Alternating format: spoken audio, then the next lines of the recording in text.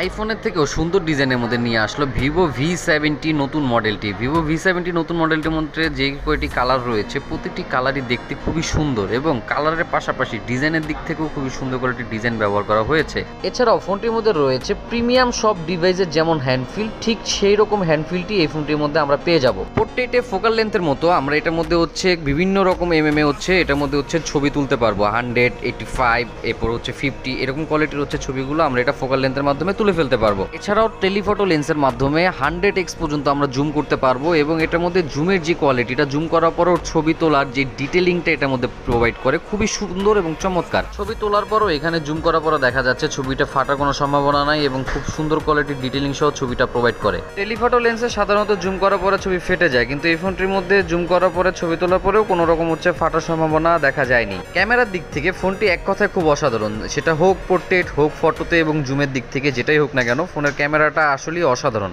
প্রসেসরের মধ্যে ফোনটির মধ্যে রয়েছে স্ন্যাপড্রাগনের 7 সিরিজের Gen 4 চিপসেট। এই সেগমেন্টের মধ্যে এর থেকে বেটার কোয়ালিটির চিপসেট আশা করেছিলাম।